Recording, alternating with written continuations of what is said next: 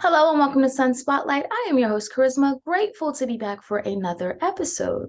In addition to these interviews that I do every Thursday at noon, I also write a weekly column for the Philadelphia Sunday Sun, which you can read on newsstands every Friday. You can also check us out online at www.philasun.com and be sure to follow the Philadelphia Sunday Sun on all social media platforms.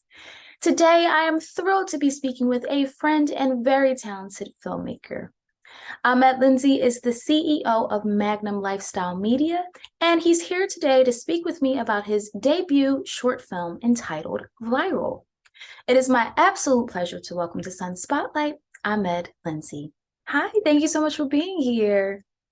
Thank you. Thank you for having me. I'm excited to hear all about your journey because we've known each other for a while, but you're kind of transitioning in full-fledged filmmaker. Yeah. So I would love to hear first and foremost, like when you really developed a love for storytelling on screen or on film. That's a good question. I guess it was around 2014, 15.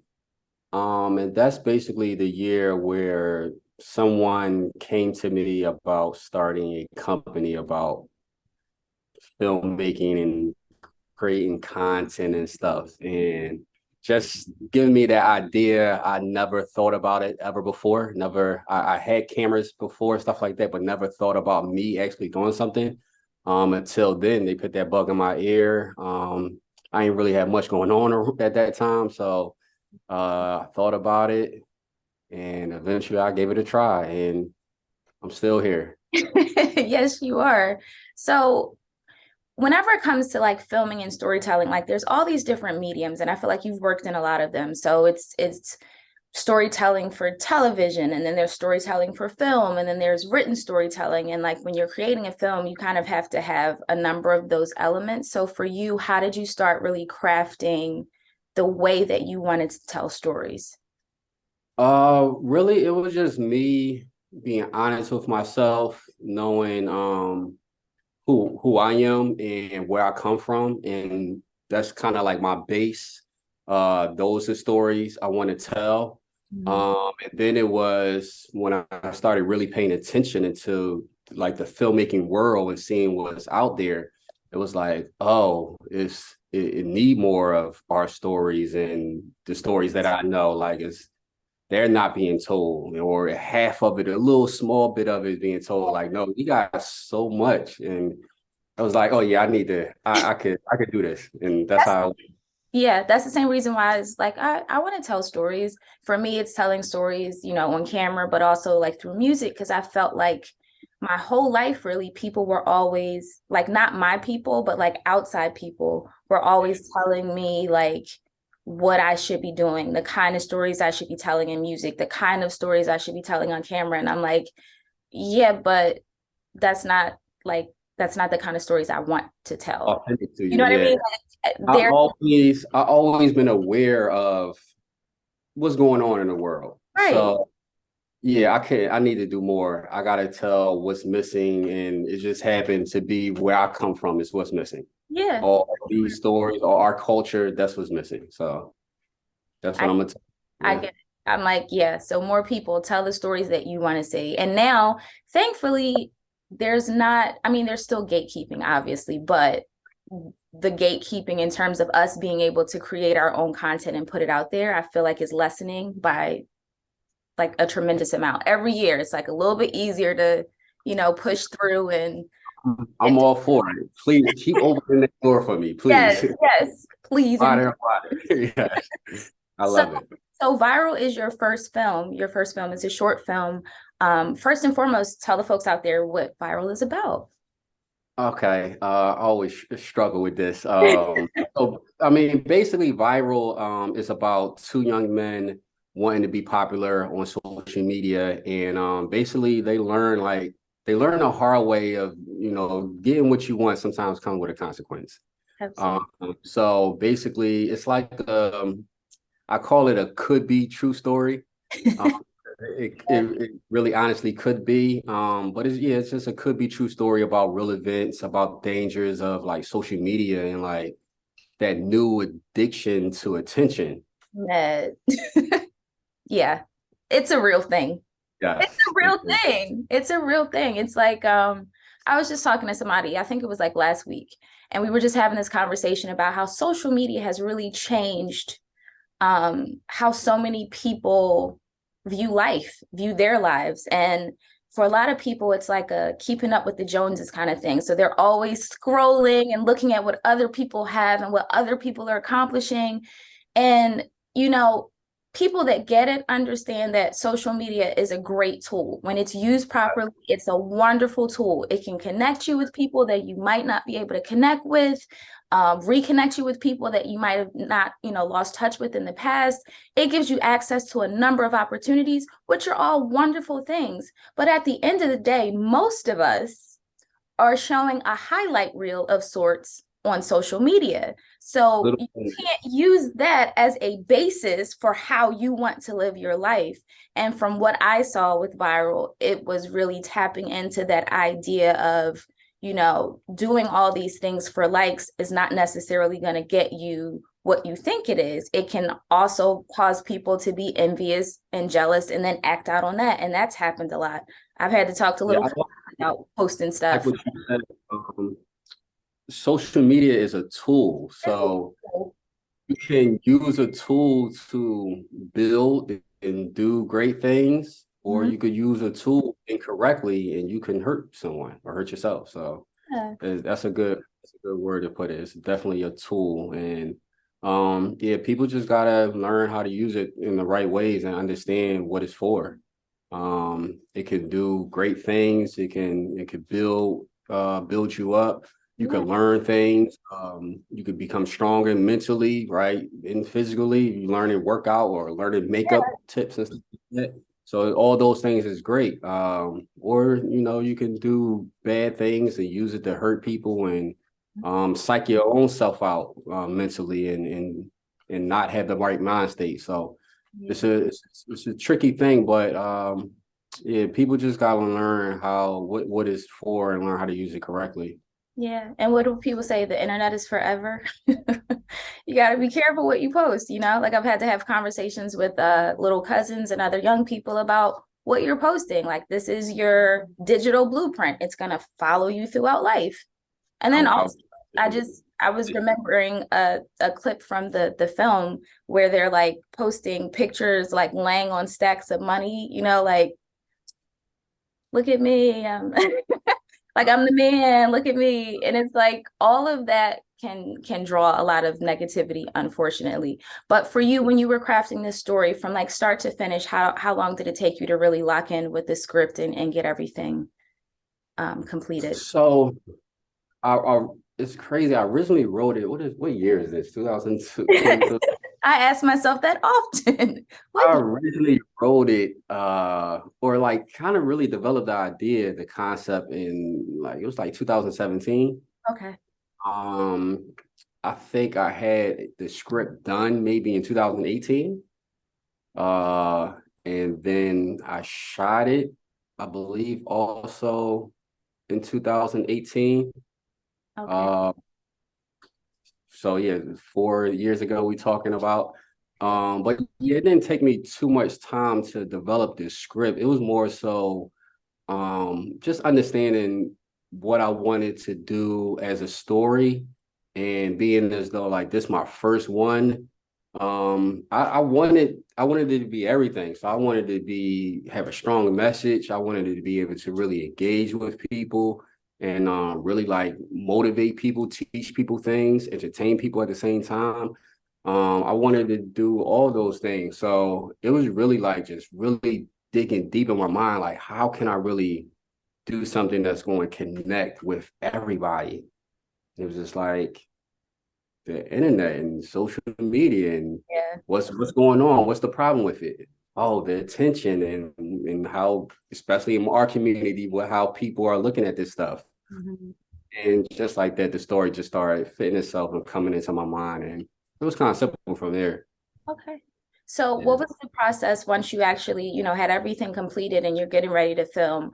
How did you go about putting together the team that was going to help you facilitate getting this done, from the actors to the production? Yeah, so it was a process. I have been in the filmmaking space for a little bit at that time. Also like getting myself on to big production sets and things like that. So I was doing that at the time, I was kind of learning everything that I kind of need. Yeah. Uh, and from there, I was just connecting with people. Hey, I'm going to shoot a short film soon. Do you know how to do this, or would you be able to do this for me? And just making those connections wherever I'm at. And that's how I started getting my crew. And same thing with actors. One of my connections I spoke with, and I said, "Hey, can you help me do casting?" It was crazy because I did like two castings, right? One, I had people send me like virtual Okay. auditions. That's how everybody else was doing it, especially during the pandemic, like even like Right, right. industry events. So So, it was cool. I had a couple people, but then I did a physical audition, and only two people showed up. oh, And those two people was the two actors that ended up in the movie, Pierce Williams and Shalom. Uh, they were just great. Like, I don't know what made them show up that day. But when I saw them and they auditioned, I knew like immediately, like these are my two guys. hmm. So I had my crew, I had my cast, all just from meeting people, from working and just moving around, learning how to become a filmmaker. And I just use my resources. Smart, smart man.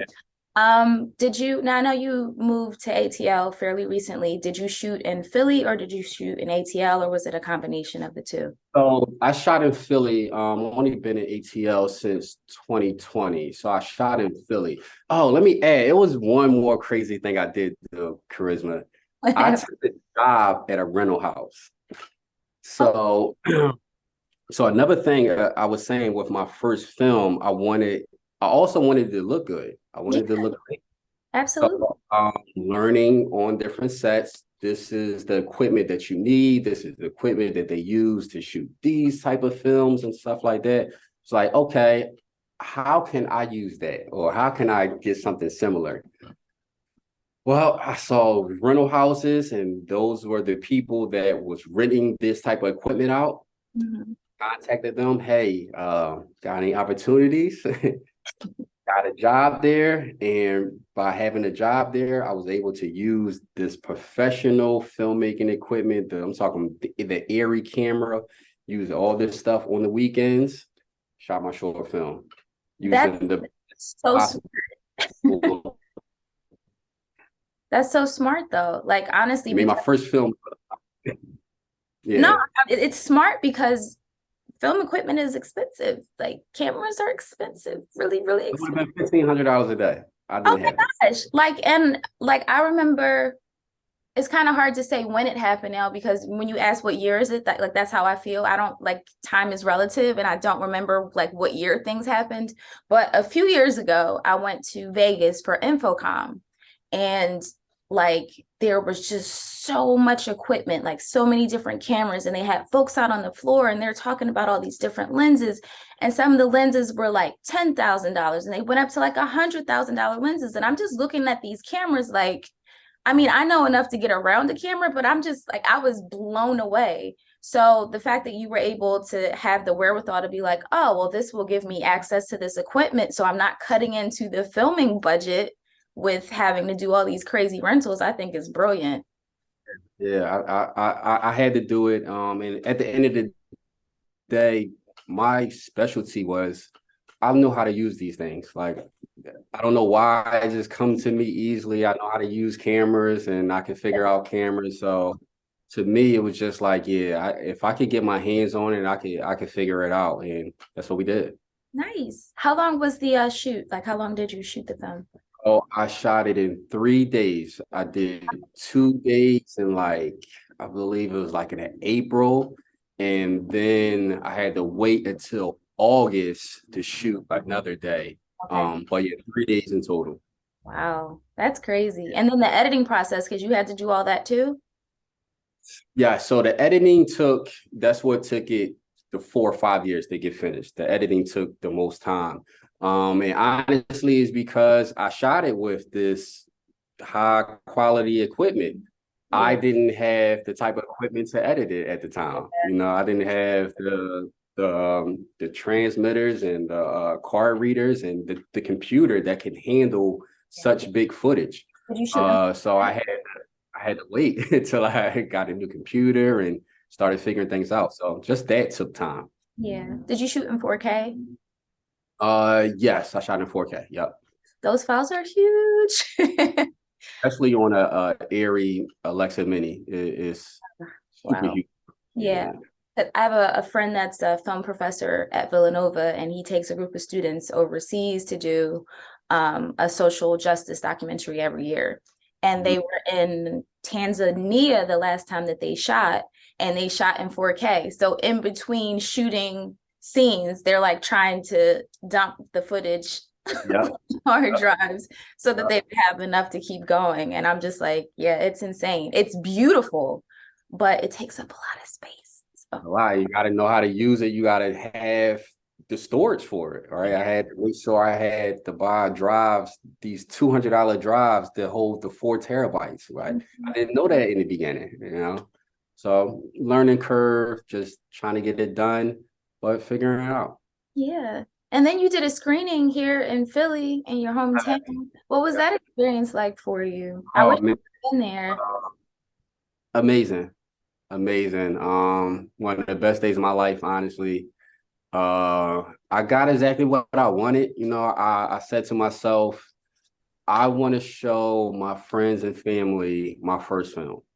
All right. I want people to come out in the theater, my friends, people that I love, to come out and see what I've been doing for all these years, and just to see it, you know, theatrically. And it was a success. I had 90 people come out, sold way more tickets than I thought. And it was just great. Like it was great. It motivated me to keep going for sure.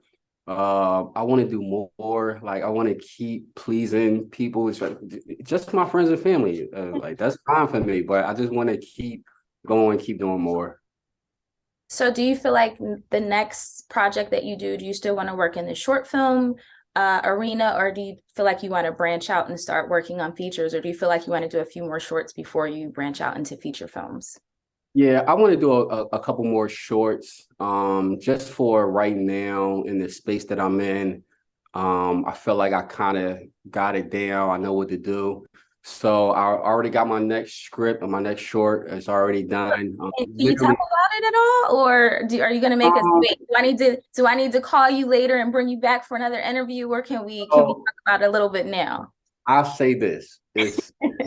Um, it's called Single, and Okay. basically it's about a woman who is I'm trying to figure this out because I want to be politically correct. She's plus size Okay. and you know, have an a little insecurity and looking for love. And so it's a cool story. I think it's gonna be great. I think The rom-com, I'm guessing. it's kind of like a short mini rom-com. I mean, Yeah. that's my lane. So if you ever want somebody to take a look at the script, I am like the rom-com queen, Yeah. like a Yeah. running joke. Like, are there any that you haven't seen? I'm sure there are, but not very many. Yeah, I will definitely send you the script. But Yeah. I would love for you to play one of the characters. That would be Hey, amazing. listen, we've been talking about working on some more stuff for a while, so keep me posted. Okay, I got you. Thank you. Well, Matt, where can people follow you, keep up with all you're doing, and support you? And is there any place that folks can go to watch Viral? Okay, so as of right now, no, you cannot watch Viral anywhere. I'm trying to just do my private screenings, like a tour in a Yeah. way. So the next one I'm gonna have here in Atlanta. Nice. And I got it also running in a couple film festivals right now as well. So once all that calms down, I'll probably just put it on my website so people could go see it for free. Okay. But yeah, Magnum Lifestyle Media, that's the company. You can look up Magnum Lifestyle Media everywhere, Instagram, website, magnumlifestylemedia.com. That's the company where I create, commercial content, just professional, high quality content. And also you could get all the information about me there as well. Just my filmmaking career, all the movies and stories that I'm going to write, produce, and direct is going to be under a Magnum Med Jawn collection. Okay. I You had to will, throw the Philly in it, right? that's my thing to Philly, my thing to Spike, and just our culture. That's going to be my thing. So yeah, everything on the website, Magnum Lifestyle Media. I met Lindsay, my Magnum Med moniker. You could Google it. I'm sure you'll find me. Okay. Yes. Well, I thank you so much for taking the time to talk to me and sharing Viral with me and the folks out there. I'm super proud of you. And yeah, we got to talk about this rom-com some more. Yes. Thank you, Kharisma. I appreciate you. Been a long time coming to be able to do Yes. things. So thank you for giving me the opportunity. I really appreciate it. Thank you so much for joining me for another episode of Sun Spotlight. To keep up with Ahmed and all of the incredible things that he's up to, be sure to visit his website, which is magnumlifestylemedia.com. And you can also follow on social media at Magnum Lifestyle Media. To keep up with me and all that I'm up to, you can follow me on Instagram at The Real Kharisma, on Twitter and TikTok at Real Kharisma, and then head on over to my YouTube channel, which is Kharisma Music, where you can check out some of my latest performances. And while you're online, be sure to like and follow the Philadelphia Sunday Sun on all social media platforms. I'll be back next Thursday at noon with a brand new episode, and I hope to see you there. Until then, love and light.